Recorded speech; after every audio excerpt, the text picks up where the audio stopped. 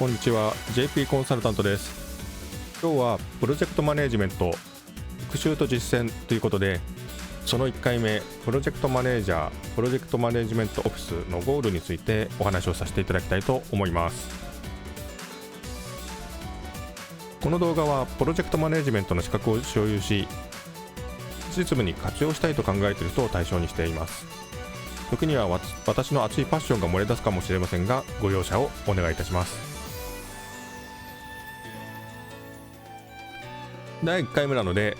マネジメントって何だっけっていうところからスタートします。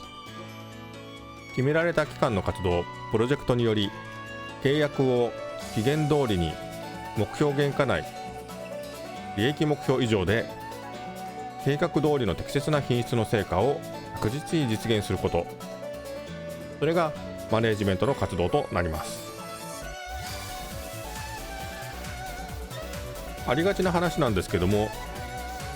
業務に関してはゴールって何だろうって考えることがあっても、自分たちプロジェクトマネジメントやってるプロジェクトマネージャーが自分の業務についてゴールは何だろうって考える機会はなかなかないかもしれません。しかしここが基本になるので、そこから考えを広げていくようにしましょう。プロジェクトマネジメントのゴールは先ほどの言葉をそのまま表現したものになります。契約の確実な実現、期限の確実な実現、目標原価の確実な実現、適切な品質の確実な実現、それがプロジェクトマネジメントのゴールとなります。どうやって実現するのっていう話ですけれども、ゴールの達成に関してはボトルネックを解消することでその確実性が担保されるようになります。期限に関してはクリティカルパスの短縮ですとか、変動幅を削減することによる精度向上によって確実な実現をすることができます。目標原価に関しては労務費を削減したりとか、調達費用を削減したりとか、またその変動幅を削減することによって確実な実現をすることができます。適切な品質の確実な実現に関しては、品質の向上ですとか、品質の変動幅の削減にすることによって精度を改善し、確実な実現をすることができるということができるでしょう。これらの活動を実施したときに最も影響を受けるのはどこの何でしょうか。それは実務者がその影響を最も受けます。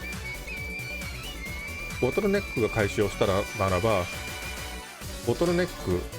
が抱えているリスクが顕在化する都度、いろいろ変更だとか何だとかをしなければいけなくなるわけですが、そういった変更が発生しなくなるので実務者は負担が減ります。クリティカルパスが短縮されれば、もともと期限を守れないというのはクリティカルパスが期限に対して長く必要であるためなんで、それを無理やり期限内に押し込むために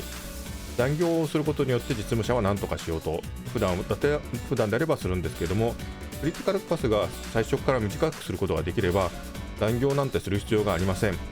実務者は楽になります。労務費についてもクリティカルパスと同じですよね。労務費は作業量と紐づいて連動しているので、作業量を減らせば労務費が減るわけです。作業量が減れば実務者は作業が楽になります。品質の向上についても同じです。品質が向上し、その品質のばらつきが小さくなれば、不良品の発生、不良なサービスの提供の発生がなくなるわけで、そうするとぶどまりが改善ですとか、出荷後のお客さんからのクレームが減って、それに対応するためのお金だとか時間、労力が必要なくなるわけですね。実務者はその分だけ楽になります。プロジェクトマネージャーが何かマネジメント関係の活動を一つでもすると、その都度実務者はどんどん楽になっていくという構図が発生するわけですね。それがプロジェクトマネジメントを実施するときの正しい動きとなります。しかし世の中そういう風なマネジメントやっている人ばかりじゃありません。このプロジェクトマネジメントのゴールから逆行するような活動をする人たちも大量にいると思われます。この動画を見られている方々はプロジェクトマネジメントの初心者の方々だと思いますが、そのようなプロジェクトマネージャーにならないように気をつけるようによろしくお願いします。そういった方々もプロジェクトマネジメントのゴールに関しては私たち正常なマネージャーと同様なスタンスでいるはずです。契約の確実な実現、期限の確実な実現、目標原価の確実な実現、適切な品質の確実な実現ということでゴールは同じです。しかしゴールに逆行するような活動をしてしまう、逆達成って私のこの表では書いてますが、ということをやってしまうわけですね。契約を確実な実現をするために確実性を増そうと思っていろいろプロセスを追加してしまうんですね。その時にそれによってボトルネックが増えてしまう、またはボトルネックについて何も考えず対処しない、放置してしまうというふうなことをやることがあります。そんなことされたらば実務者はどんどん増えていくボトルネック、そしてボトルネックが増えるということは不具合として潜在しているリスクがどんどん顕在化するものが増えていくわけですね。リスクがどんどん顕在化して不具合が発生する可能性がどんどん増えていくわけです。リカバリーする量がどんどん増えちゃいますね。やってられないと実務担当者は思うでしょうね。クリティカルパスが、どんどん期限をっていうよりも契約の確実な実現をするためになんかいろんな作業を増やしたらばクリティカルパスが伸びてしまうかもしれません。クリティカルパスが伸びたならばもともとクリティカルパスが長くすぎて期限内に収まらないかもしれないと考えているようなプロジェクトの場合、それがさらに伸びればそれをさらに工程を短くして短い期間でその増えた作業をこなさなければいけなくなるので結果として残業時間が増えてしまいます。実務者の残業時間がバーンと増えちゃうわけですね。または作業が終わるまではちょっと心配だから作業ちょっと待ってくれなんて言ってクリティカルパスの作業を開始を止めてしまうこともあるかもしれませんよね。そうなってしまうとクリティカルパスの計算上の時間は同じなんだけども開始する時間をわざわざ待機させて後ろ倒ししてしまうので結局期限内に作業を完了するためにはより短い時間で短い期間でそれを実現しなくちゃいけなくなってしまって残業をやはり増やさなければいけないことになってしまいますね。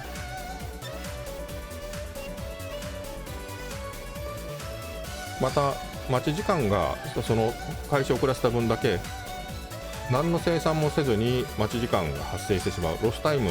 ロスコストが発生してしまうわけですね。そういった面でも会社の収益のマイナスになるような行為をやっているということになります。目標原価の達成についてももしもその契約の確実な実現ですとか期限の確実な実現だとか品質の確実な実現を理由にして作業量を増やしてしまったらばあれもやってこれもやってとかって言い始めたらば労務費が増えてしまうわけですね。作業が増えて労務費が増えちゃうわけです。つまりそういうふうなことをやることが全てプロジェクトマネジメントの達成にゴールからそれを邪魔するような行為になっていてその行為をやると作業者に対してリカバリー作業が増えたりとか残業時間が増えたりとか作業量が増えたりとかそういうふうなことが発生してどんどん実務者の負担が増えていく、何かすると実務者が不幸になっていく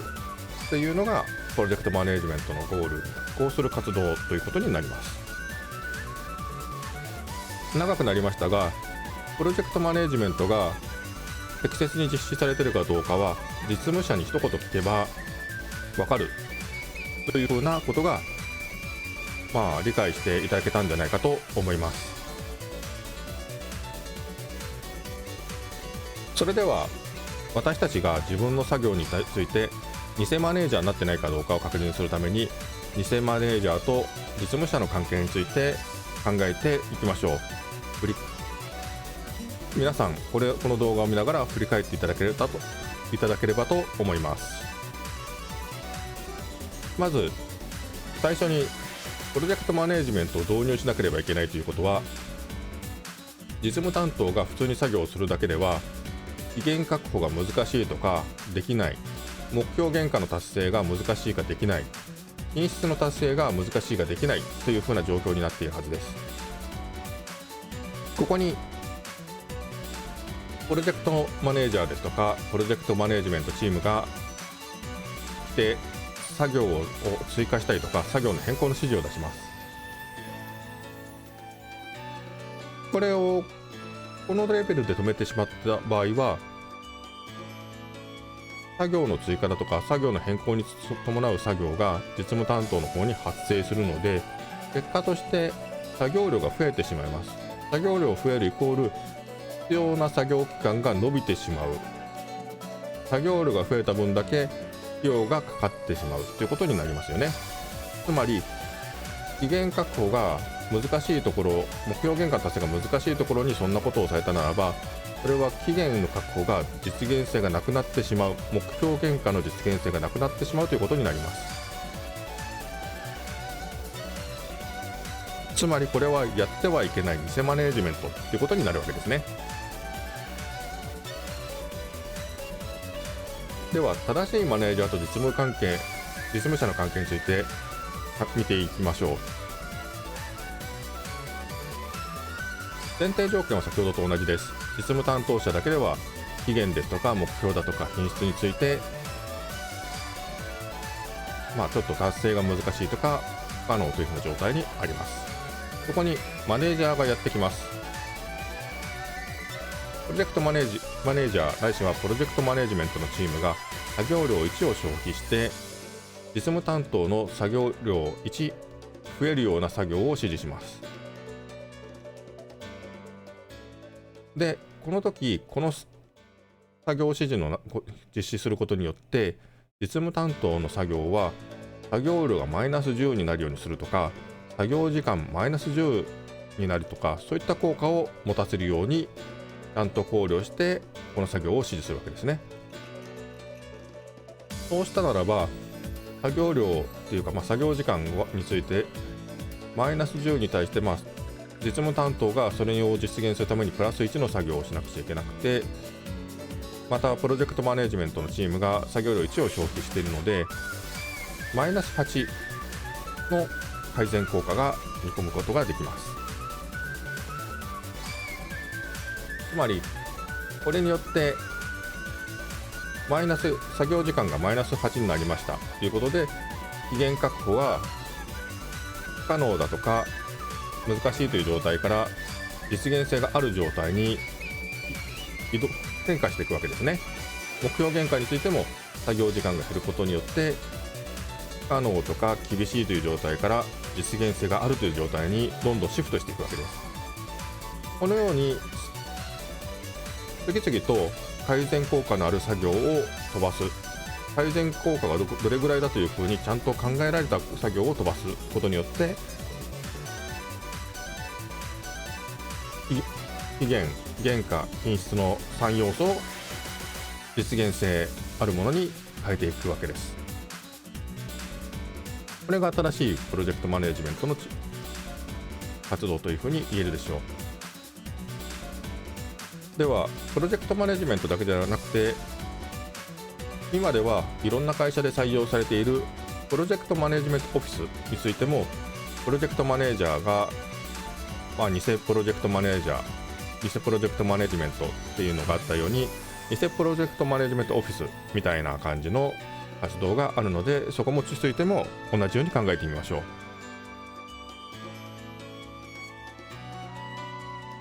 期限、目標、品質について実現が難しいとか実現できない状態にあるところにプロジェクトマネジメントチームがやってきます。でそこに私曰くくれくれ PMO がやってきます。そこは自分がプロジェクトマネジメントのツールを使うために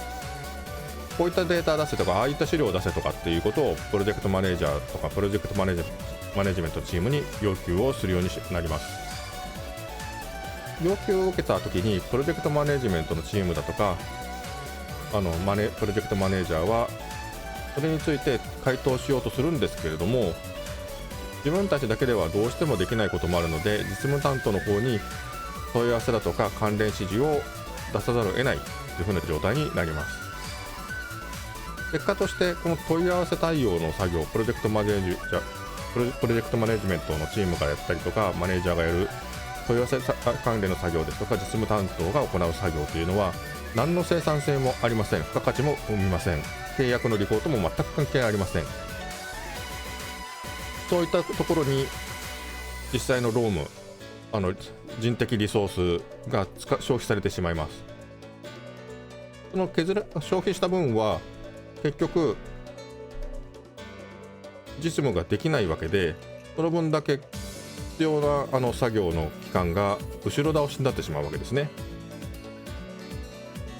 またその追加した作業がもしも製品だとかの原価に入れざるを得ないんであれば原価も上がります。期限が後ろ倒しになって原価を上げるという風な効果しかもたらさないということになるわけですね。このようなことばっかしやってたらば期限確保なんてどんどんできなくなるばっかで、原価もどんどん上がって目標原価の達成ができなくなるばっかりで、かつプロジェクトマネジメントのチームも本来であれば実務担当に対しての改善効果のあるようなどんどん指示を飛ばさなければいけないんですけども、その検討する時間もくれくれ PMO の問い合わせ対応で潰されてしまうということで、適切な手を打てないというふうな状況に陥ってしまいます。ひどい話ですよね。マネジメント手法であることを根拠にそれを盾にとってマネジメントに逆行することを実施してプロジェクトマネジメントを失敗に導くというふうなことをこのくれくれ PMO はやっていることになります。そういった偽 PMO というのが存在する会社はちょっと不幸だと思いますね。では幸運な会社、正しい PMO を持っている会社は正しい PMO とマネージャーの関係はどんな感じになっているんでしょうか。これは一番最初の正しいプロジェクトマネジメントの状態ですね。実務担当に対してプロジェクトマネージャーですとかプロジェクトマネジメントチームは作業量1を消費して実務担当に作業量1が発生するような作業指示をします。しかしこの作業指示は実務担当の作業量をマイナス10し作業時間をマイナス10しという効果を持っているというそういうふうな作業指示の内容になっています。そこにプロジェクトマネジメントオフィスがやってきました。プロジェクトマネジメントオフィスはまずプロジェクトマネージャーの作業量を10分の1になるような提案サービスを提供いたします。プロジェクトマネジメントオフィスはそれに対して作業量1を消費するようにしました。プロジェクトマネジメントチームは今まで作業量1でマイナス10の作業量、マイナス10の作業時間となるような、作業指示を飛ばしていたわけですけれども、これを10倍の量の作業指示を飛ばせるようになります。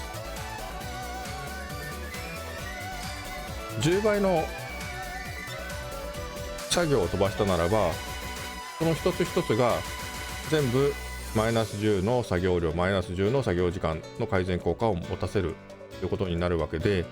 そうすると指示飛ばす量が10倍になれば作業量の改善量だとか作業時間の改善量も10倍になってマイナス100の作業量、マイナス100の作業時間となるような効果を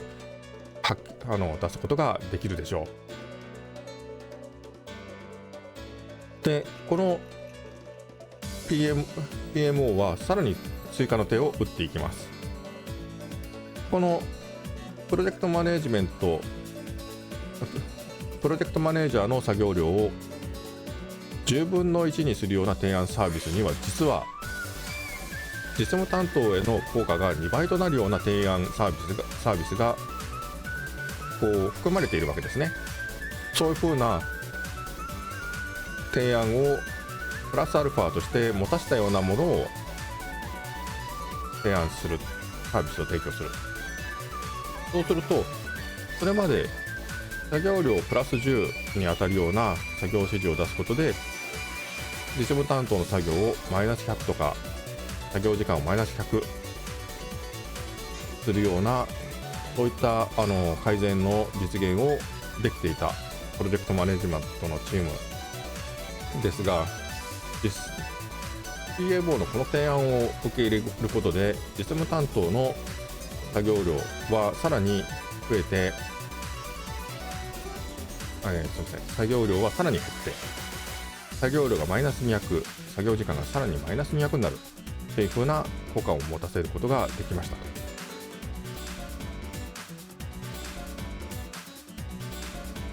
お分かりになるでしょうか。PMO が存在することでプロジェクトマネジメントチームは PMO がいない時に比べて作業が楽になって同じ作業的な負担によってより多くの改善の指示を飛ばすことができて、で PMO の提案を受け入れることで実務担当に対する効果がさらに効果的な方法を提案することができるようになりました。こうなれば当然のことながら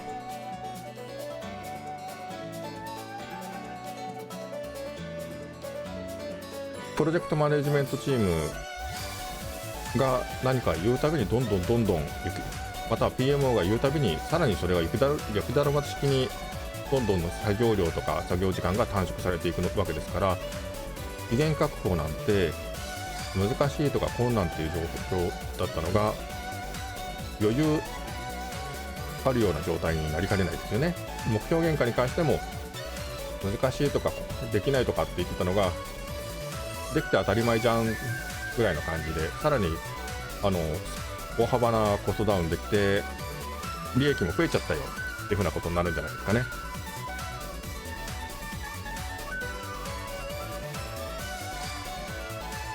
このように PMO が一つ喋る都度プロジェクトマネジメントのチームが楽になって実務担当まで楽になってしまう、こういうふうな PMO の活動が理想的な活動ということになります。 PMO は通りっぺんのマネジメントに関する何かをやるわけじゃなくて、自分の会社のプロジェクトマネジメントのチームですとか実務担当の特性をよく理解してその会社固有の能力を最大限に引き出すように、またちょっと苦手なところがあったらばそういったところを回避するようなうまくこうプロジェクトマネジメントのチームですとか実務担当を誘導してあげるということになるわけで、各々の会社ごとに独自のノウハウとかそういったものが蓄積されるということになるでしょうね。さてまとめです。マネージャーおよびマネジメントチームが実務担当部門に指示を出すとき、当該指示が思いつきのデタラメでないならば作業指示にするに見合う実務の作業量ですとか作業時間の削減効果があるということを分析検討して資料に残すということをやってください。それをすることによって偽プロジェクトマネージャーに自分がなってないよねということを検証することができるわけです。そういった資料を作れない場合は自分の今やってる活動が偽プロジェクトマネージャーだなと考えて、ちゃんと作業指示に見合うような実務の作業量、作業時間の削減効果があるような提案をするように再度検討し直してください。プロジェクトマネジメントオフィスについてはマネージャー、マネジメントチームに要請提案サービスをするときにその要請提案サービスが思いつきのデタラメでないならば要請提案サービスに見合うプロジェクトマネジメントの作業量、作業時間の削減効果があることを検討して資料に残すようにしてください。プロジェクトマネジメントチームだとかプロジェクトマネージャーが作業量、作業時間削減できないならば、それは要請提案サービスを PMO が実施すべき内容ではないということになると思います。偽 PMO にならないためにそのような努力をしていただきたいと思います。またさらにプロジェクトマネージャーから実務作業者に対して作業量、作業時間の削減量に対して十分なレバレッジ効果を PMO の要請提案サービスが発揮することができない。日本語になってましたかね。すいません。PMO が提案要請サービスを実施することで、プロジェクトマネジメントをやっているチームが現場に飛ばした指示が発揮する効果が一定以上のレバレッジ効果を発揮するということを分析検討した資料を残すようにしてください。レバレッジ効果が1であったらば効果なしということですね。レバレッジ効果2倍、3倍、4倍あれば素晴らしいんですけども、1.1 倍でも 1.2 倍でもいいので、そういったレバレッジ効果が発揮するっていうことが大事です。もしもレバレッジ効果が1以下であれば、それはプロジェクトマネージャーの足を引っ張っているということになります。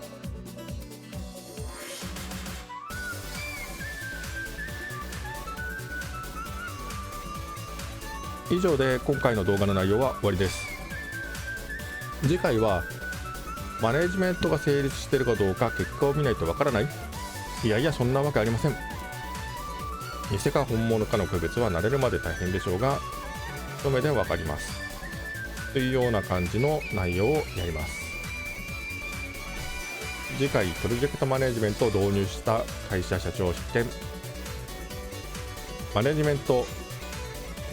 プロジェクトマネジメントオフィスの成果の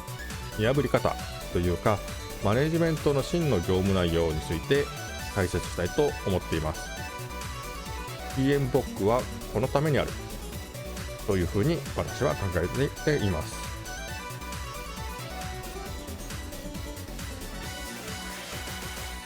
それでは JP コンサルタントによるマネジメント講座、プロジェクトマネジメント復習と実践、プロジェクトマネジメントのプロジェクトマネージャーのゴール、プロジェクトマネジメントオフィスのゴールについて今回は動画とさせていただきました。今回最後までご視聴ありがとうございます。次回もご視聴いただけるととても嬉しいです。よろしくお願いいたします。